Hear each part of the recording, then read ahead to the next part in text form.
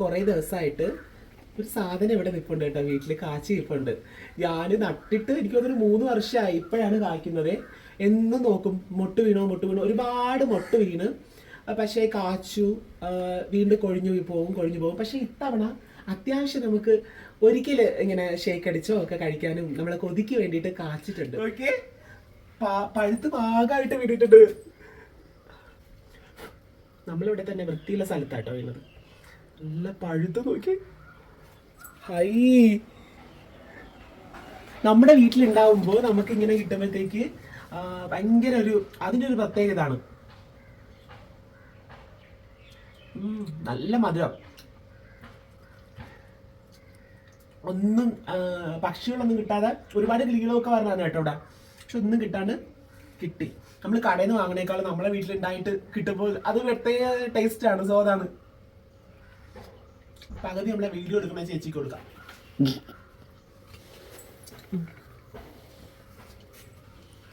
അടിപൊളി. എങ്ങനെയുണ്ട് വിനീത? അടിപൊളി തന്നെ ഇങ്ങനെ വരുന്നുണ്ട് കേട്ടോ, നല്ലത്. കുറച്ച് ഇപ്പുണ്ട്, അത്യാവശ്യം നല്ല ഇപ്പുണ്ട്. കറയുണ്ട് കേട്ടോ, അതിന്റെ കറ ചിലപ്പം ദേഹത്തേക്ക് വരും. ഇങ്ങനെ ഇനി നിന്ന് കഴിഞ്ഞാൽ ചിലപ്പം നമുക്ക് കിട്ടൂല.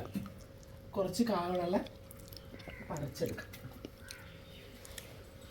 കായകളൊക്കെ ഇങ്ങനെ നമ്മളെ വീട്ടിലുണ്ടാവുമ്പോഴേ നമുക്കത് കിട്ടുന്ന ഒരു പ്രത്യേകതയാണ് അല്ലേ വിനീത? അതെ, ഈ ചില സാധനങ്ങളൊക്കെ കുത്തി വെച്ചൊക്കെ അല്ലേ, നമ്മളൊന്നും കുത്തിവെക്കാതെ ഒക്കെ കിട്ടുന്ന ഒറിജിനൽ ഇതല്ലേ, അപ്പൊ നമുക്ക് ഒരു പ്യുവർ. ഇനി അവിടെ 5-6 കാണിപ്പുണ്ട്, ആ ഭാഗത്തുണ്ട്, ആ ഭാഗത്തുള്ള 5-6 കാവടി കണ്ട. ചെറിയ കാളൊക്കെ ഉണ്ട്, ചെറിയ കാളൊക്കെ അവിടെ നിൽക്കട്ടെ. ഇവിടെ ഉണ്ട് ചെറിയ കാ, ഇവിടെ എവിടെ നിൽപ്പുണ്ടല്ലോ ചെറിയ കാ.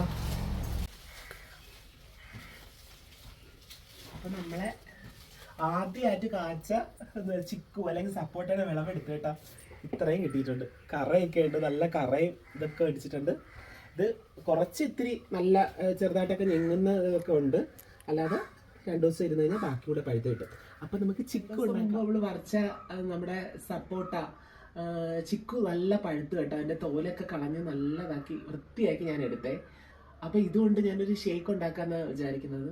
സാധാരണ ഒരു ഷേക്ക്, ഒരുപാട് ഇൻഗ്രീഡിയൻസ് ഒന്നും ഇല്ലാത്ത ഒരു ഷേക്ക് ഇട്ട് കൊടുക്കാം.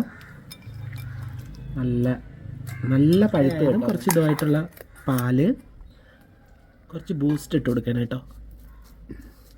വേറൊന്നും നമ്മളിതിൽ ആഡ് ചെയ്യുന്നില്ലേ. നമ്മുടെ ചിക്കു ഷേക്ക്, നമ്മുടെ സപ്പോട്ട ചിക്കു ഉണ്ടല്ലോ, ഓരോ ഗ്ലാസ് എടുത്താലും എല്ലാവർക്കും. ഞാൻ വിചാരിക്കുന്നു ഞാനൊരു റെസ്റ്റോറൻറ്റ് തുടങ്ങി എങ്ങനെ ഉണ്ടായിരിക്കുമെന്ന്. നിങ്ങളുടെ അഭിപ്രായം എന്ന് പറയണം കേട്ടോ.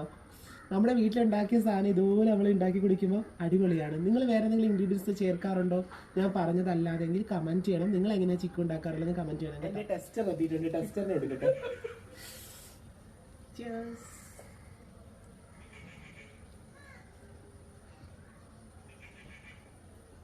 സൂപ്പർ മോളെ, സൂപ്പർ. Thank you.